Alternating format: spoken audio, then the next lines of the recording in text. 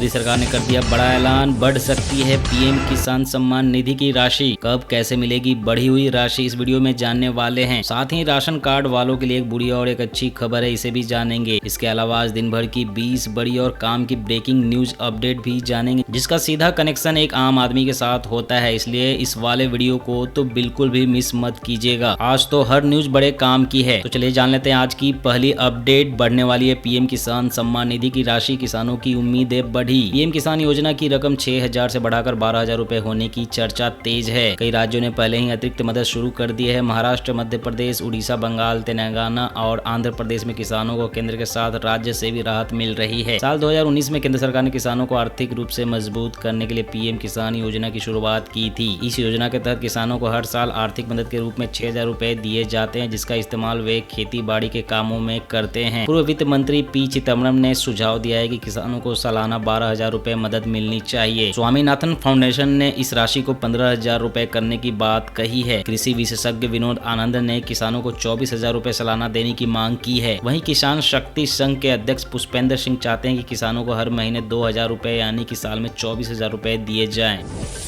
Ration card वालों के लिए बड़ी खबर, अब नहीं मिलेगी राशन। जी हां, खाद्य एवं उपभोक्ता संरक्षण विभाग के निर्देशानुसार राष्ट्रीय खाद्य सुरक्षा अधिनियम के तहत लाभान्वित सभी राशन कार्ड धारकों के लिए ई-केवाईसी कराना अनिवार्य कर दिया गया है। विभाग ने स्पष्ट किया है कि आगामी 28 फरवरी तक यदि कार्ड धारक अपना ई-केवाईसी नहीं कराते हैं तो उन्हें मुफ्त में मिलने वाला राशन से वंचित होना पड़ सकता है। यह प्रक्रिया पूरी तरह से निःशुल्क है। इसके अलावा जो लाभुक किसी कारणवश पीडीएस दुकान पर जाने में असमर्थ है, उनके लिए फेशियल ई-केवाईसी की सुविधा भी उपलब्ध कराई गई है। लाभुक आधिकारिक मोबाइल ऐप के माध्यम से अपने मोबाइल फोन से ही फेस ऑथेंटिकेशन कर ई-केवाईसी पूरा कर सकते हैं।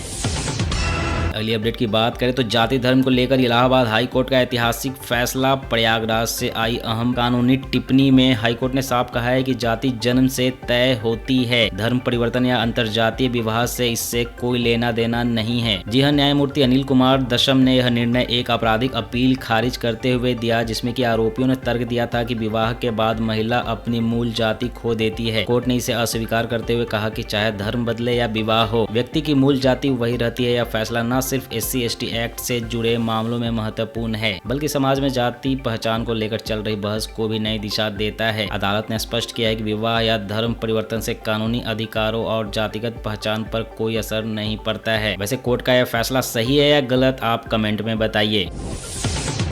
घूसखोर पंडित को लेकर SC सख्त, तब तक रिलीज पर लगाई रोक। जी हां, मनोज बाजपेयी स्टारर फिल्म घूसखोर पंडित के निर्माता को सुप्रीम कोर्ट से कड़ी फटकार मिली है। सुप्रीम कोर्ट ने कहा है कि किसी भी वर्ग को अपमानित करना गलत है। समाज में पहले इतना दरार है, आप इसे बढ़ावा मत दीजिए। कोर्ट ने नोटिस जारी किया है, कहा है कि आपने नाम बदलने की बात कही है, हमें बताइए कि नाम क्या रखने जा रहे हैं। नाम बताने तक फिल्म रिलीज की मंजूरी नहीं मिलेगी। अगली सुनवाई 19 फरवरी को होगी। आम आदमी पार्टी के राज्यसभा सांसद राघव चड्ढा ने कही बड़ी बात। उन्होंने संसद में राइट टू रिकॉल का मुद्दा उठाया। उन्होंने कहा कि यदि कोई सांसद या विधायक अपने काम से जनता को संतुष्ट नहीं कर पाता है तो मतदाताओं को उसे पद से हटाने का अधिकार मिलना चाहिए। अगर आप भी राघव चड्ढा के बातों से सहमत हैं तो वीडियो को लाइक जरूर कीजिएगा।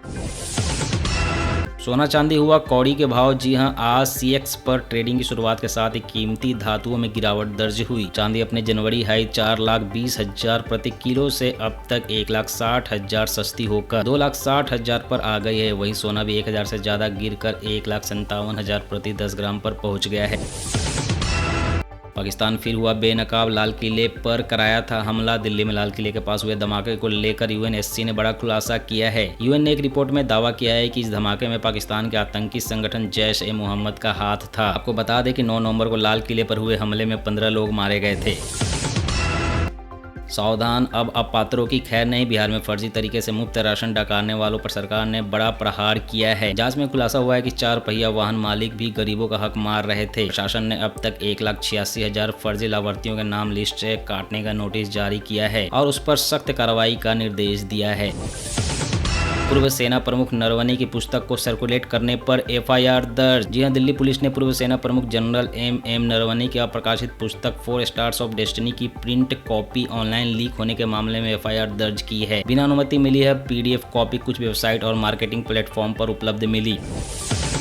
तिहाड़ में रहेंगे राजपाल यादव, दलीलों का नहीं पड़ा कोर्ट पर असर, जमानत अर्जी हुई खारिज। जी हां, राज्यपाल को हाईकोर्ट की फटकार, कर्ज के 9 करोड़ न चुकाने को लेकर जेल गए एक्टर राजपाल यादव को दिल्ली हाईकोर्ट ने फटकार लगाई है। कहा आप जेल गए क्योंकि आप अपना वादा नहीं निभा पाए। कोर्ट ने आगे कहा कि एक्टर ने 2 दर्जन से ज्यादा बार पैसे चुकाने का वादा किया, लेकिन वह वादा पूरा करने में नाकाम रहे।